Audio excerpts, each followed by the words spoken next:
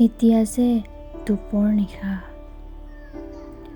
ক'ত যাওঁ, কি কৰোঁ, কি কৰিলে সকলো ভাল হ'ব, কোনটো শুদ্ধ কোনটো ভুল, পৰিণতি কি হ'ব মই নাজানো। উফ মা, বুকুখন বিষাইছে মোৰ। বিস্ময়ৰ চক্ৰবেহুত পাকঘূৰণি খাই অচল হৈ পৰিছে ক্ৰমাৎ ভৰি। শক্তি হেৰুৱাইছোঁ দেউতা, মই পৰা নাই, মোৰ দ্বাৰা হোৱা নাই, সামৰ্থ্যৰ অভাৱ হৈছে মোৰ। বিষাদ এতিয়াই হেঁচুকি ধৰিছে, মই লৰচৰ কৰিব পৰা নাই। ৰংবোৰ বিবৰ্ণ হোৱাৰ পৰত অতীতে ৰিঙিয়াইছে। হাত বাউলি মাতিছে হেৰুৱা সপোন এজাকে। উপলুঙা কৰিছে মোৰ বিশ্বাস, মোৰ নিষ্ঠাক। মই নিৰ্বাক হৈ পৰিছোঁ, শব্দৰ অভাৱ, পৰ্যাপ্ত শক্তিৰো অভাৱ, কেৱল অভাৱ। এজন দুজন বহুকেইজনেই আহিলচোন, যদিওবা এতিয়া দুপৰ নিশা। কাষতে ফেঁচা এটিয়েও নিউনিয়াই আছে। বহুত মানুহ, গাঁৱৰ মানুহ, পৰিয়ালৰ মানুহ। মই মাত দিব পৰা নাই কাকো। মাজে মাজে মোক মাত লগাই যায়, মই ঘূৰি চাওঁ কেৱল মুখবোৰলৈ। আচলতে মোৰ মন যোৱা নাই, মই অবশ হৈ পৰিছোঁ। মোৰ কষ্ট হৈছে, বহুত কষ্ট।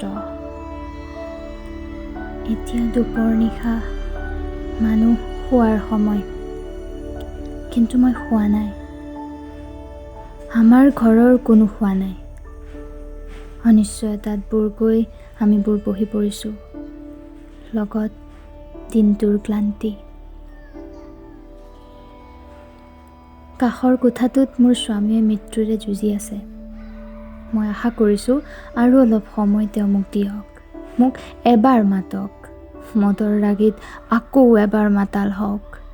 হয়, মই এই অন্তিম ক্ষণতো মাত্ৰ বিচাৰিছোঁ তেওঁ আকৌ এবাৰ উঠি মোক এসোটা গালিকে পাৰক, মোক ভুকুৱাই আকৌ শুৱক, পুৱাৰ চাহৰ কাপটোৰ গৰম চাহখিনি মোৰ গালৈ দলিয়াই দিয়ক। মই বিচাৰিছোঁ তেওঁ মাত্ৰ জীয়াই থাকক। মই ভাবিব পৰা নাই মৃত্যুৰে যুঁজি থকা স্বামীৰ পৰা এগৰাকী পত্নীয়ে তাতকৈ বেছি কি বিচাৰিব পাৰে। জীৱনজোৰা দুখ, ক্লান্তি মোৰ বুকুত গুজি দি তেওঁ শুই পৰিছে। হয়তো আজি নিশাতেই তেওঁ গুচি যাব। বিবাহৰ দিন ধৰি কোনোদিন তেওঁ মোক পত্নীৰ মৰ্যাদাৰে সন্মানিত কৰা নাই। নিতৌ নিশা মই সাক্ষী হৈছোঁ অসংখ্য শাৰীৰিক মানসিক আঘাতৰ। সন্তানৰ মুখ মই দেখা নাই, অথচ মই বিচাৰিছোঁ তেওঁ জীয়াই থাকক। তেওঁৰ অনুপস্থিতিত মই যে শূন্য হৈ পৰিম। আত্মগ্লানিত ভুগিছোঁ মই। তেওঁৰ বাবে একোৱেই কৰিব পৰা নাই, একোৱেই কৰিব পৰা নাই।